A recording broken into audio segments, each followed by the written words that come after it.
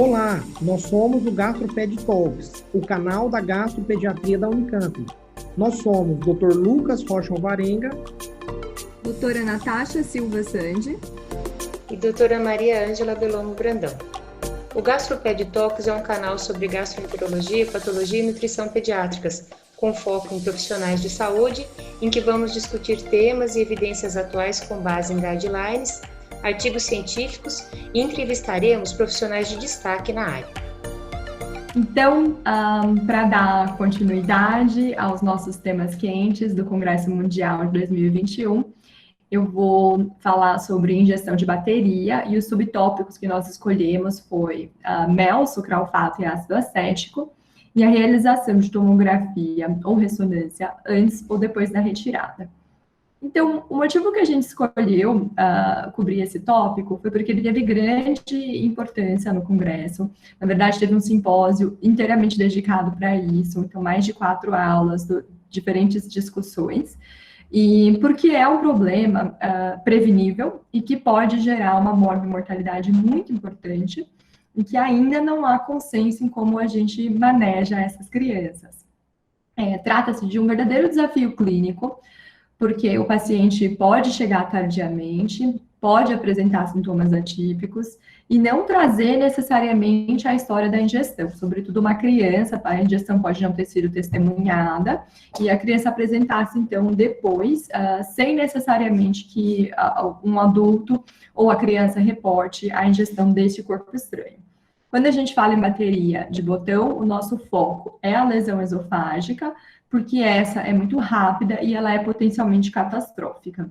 Existem muitos mecanismos para lesão esofágica, mas o principal é a hidrólise, que leva a uma necrose de liquefação.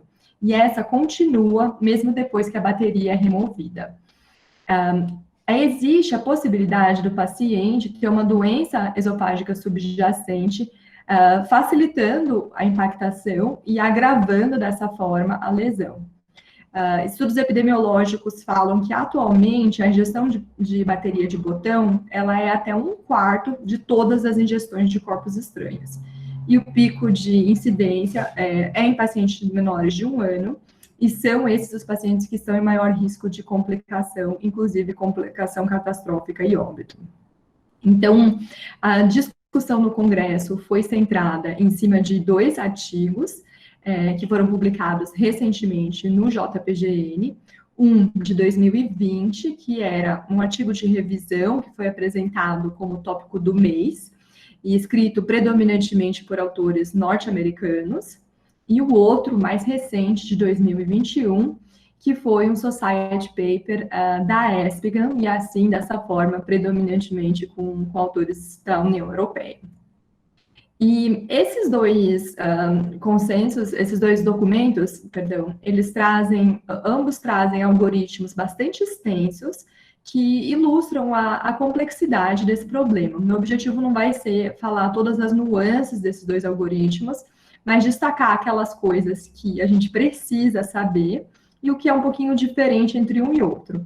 As próprias bifurcações dos algoritmos já mostram como é complexo e como tem nuances, e isso se subdivide várias vezes. Mas os 2 algoritmos, o norte-americano, que eu estou apresentando primeiro, e o europeu, eles começam da mesma pergunta: aonde está a bateria? Se ela é esofágica, isso é muito pior, versus se ela está no estômago ou adiante. E aqui eu ilustro, então, com o algoritmo europeu, que eles fazem ainda mais divisões da conduta em situações específicas. Mas vamos lá. Sabendo que a bateria está em localização esofágica, o documento americano, a primeira coisa que ele faz é classificar o paciente em estável versus instável. Porque um paciente instável, ele tem risco de sangramento catastrófico, de mediastinite, de sepse.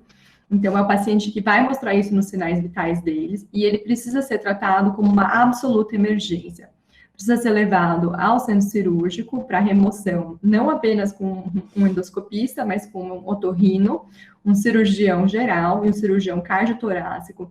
Idealmente, deveria ter ECMO disponível no serviço que está fazendo e pronta para esse paciente que pode precisar.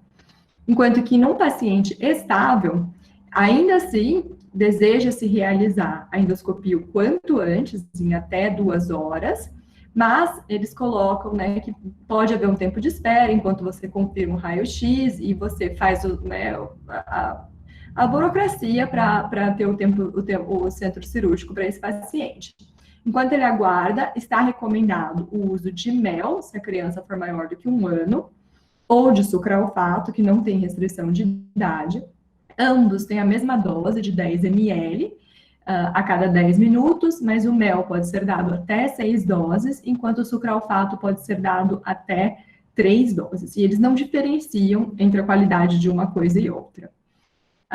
O documento europeu, ele, em vez de classificar por estabilidade, ele foca no tempo em que a bateria foi ingerida. Então, se a ingestão foi a menos do que 12 horas, eu vou de novo para a endoscopia, tentando ir em menos de 2 horas, faz as mesmas considerações em relação a mel ou sucralfato, não tem diferença quanto a isso, e ele já coloca aqui que deve ser considerada a irrigação com ácido acético, 50 a 150 ml, durante a endoscopia, se não houver sinais de perfuração ou fistulização, que isso também está no documento americano.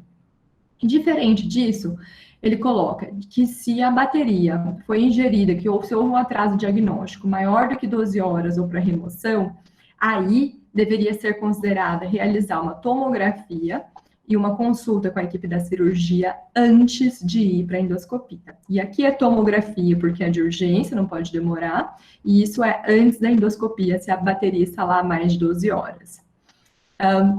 Vou ficar fazendo esse bate e volta com os dois documentos, então voltando para o americano, ele coloca a mesma questão do ácido acético, então os dois documentos estão de acordo em relação a mel e sucralfato para o paciente estável esperando, mas sem atrasar a endoscopia, né? Lembrando que é até 6 doses, se sair a endoscopia antes, isso tem que ser feito quanto antes.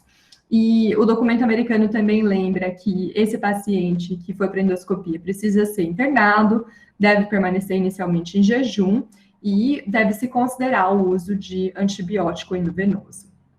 Seguindo nele, se quando a endoscopia foi feita, a localização da lesão era próxima aos grandes vasos, ele coloca que deve ser considerada uma angiotomo ou uma angiorressonância, e aqui é depois da endoscopia, para avaliar a possibilidade de lesão vascular. Se não tem nenhuma preocupação com lesão vascular, então aí ele sugere que possa se fazer um EED, um esofagograma, para ver se tem possibilidade de já começar a dieta desse paciente.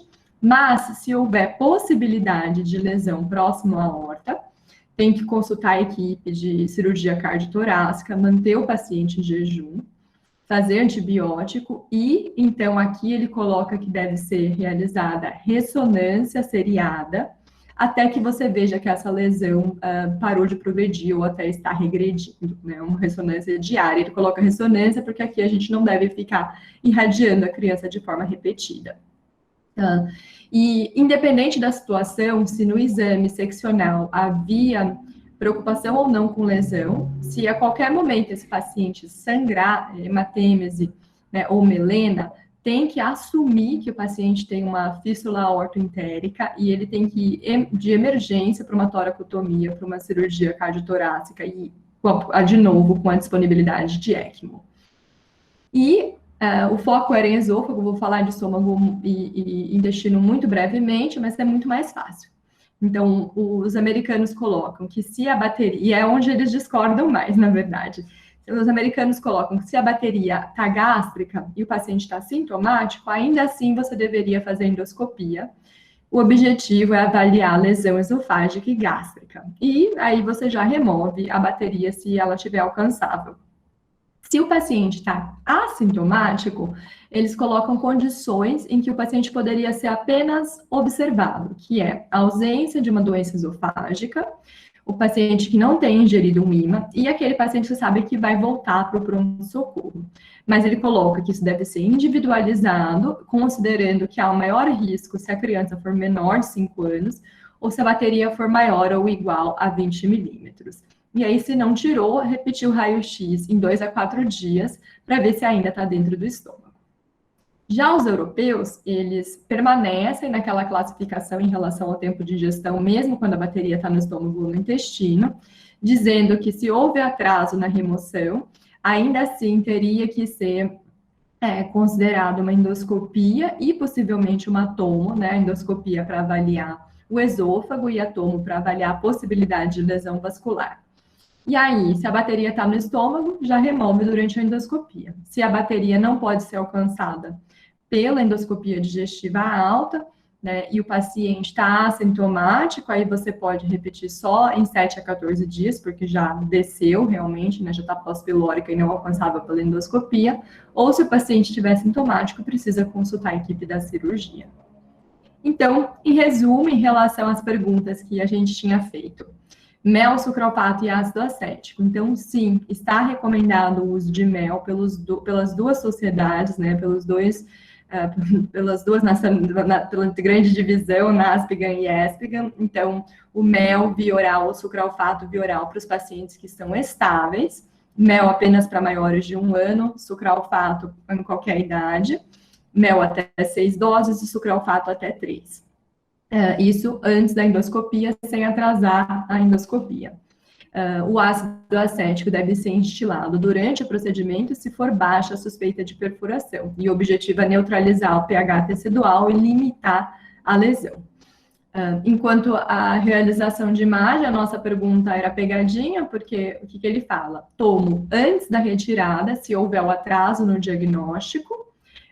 Se durante a endoscopia a lesão esofágica for vista próxima a grandes vasos, o primeiro exame pode ser anjo, tomo ou ressonância para avaliar a lesão vascular. Mas se houver preocupação, aí o exame indicado é uma ressonância seriada.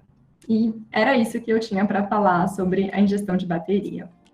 Obrigado por nos acompanhar. Esse foi um episódio do GastroPed Talks. Estamos no Instagram, @gastroped.talks, no YouTube, GastroPed Talks Unicamp, e também na forma de podcast. Até o próximo!